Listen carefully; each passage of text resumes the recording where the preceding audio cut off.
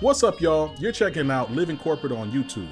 Make sure you like, comment, subscribe, and hit the notification bell in that corner so you keep up to date with all the dope content we're creating here, driving real talk in the corporate world.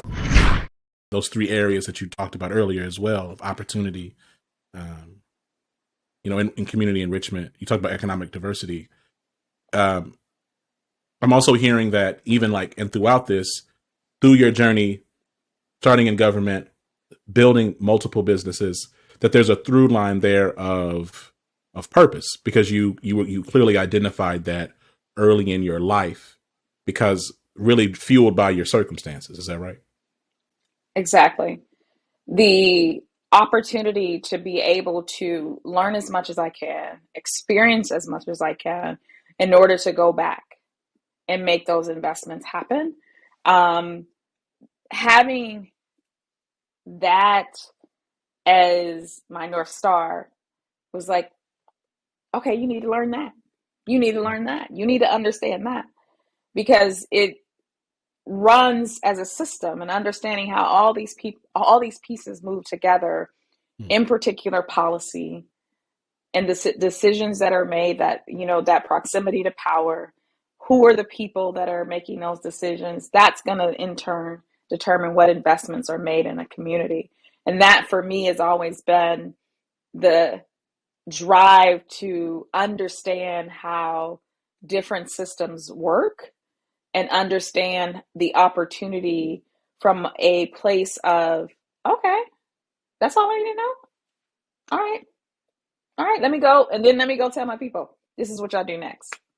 This is what y'all do next.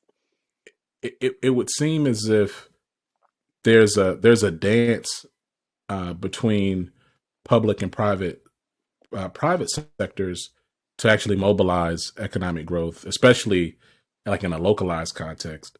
I'm curious, what experience or perspective do you have when it comes to involving activists and grassroots organizations in that dance, right? And I think about the murder of George Floyd, right? And I've shared this before. It's interesting just how the degree of separation for Black folks, Black and brown people, I'm for this conversation, I'm gonna say Black folks, how short they are, right? So George Floyd was living in Minnesota, but was just in Houston and was in ministry with people that I was doing ministry with down here. And then my dad lived 20 miles away from the man who murdered George Floyd, right? And so I remember that moment. I remember how visceral it was. Obviously, your experience with that was, of course, much more visceral, as you are a member of that immediate community. But I think my point here is I recall at that point in time, Black Lives Matter protests were surging across the world. I also remember then that there were private sector organizations. The private sector, they were, even though they were in the middle of cutting their DEI programs, suddenly started reinvesting back in those DEI programs, and then started really mobilizing vendors and things. But that really wouldn't have happened without the pressure from the grassroots activist organizations, and I would imagine also the pressure from policymakers and people working in the private sector as well. So I'm just curious, do you see grassroots and activist organizations as part of that larger ecosystem for economic growth and mobility? 100%. I often say that the best policy pass should have started on the block, went to the boardroom, and then went into the floor of either the House, the Senate, the City Hall, or the county. The understanding that at the end of the day, when you come back around, what is happening on the ground, those folks are the closest to the opportunity, to the impact, and to the stories that should make its way into whatever that policy. Being here in Minnesota for that time, I think back on it, I had the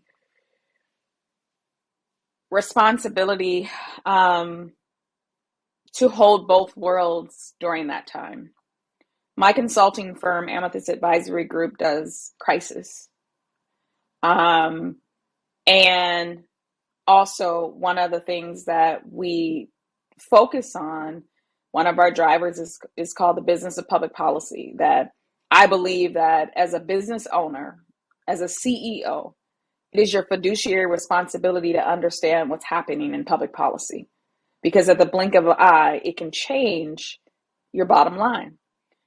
And I had the unique bird's eye view that I was a part of the leadership team in the governor's office, leading the crisis on the ground during George Floyd, and helping our state and eventually our world navigate through that moment as many parts of our state were burning, and helping them navigate through that and seeing that.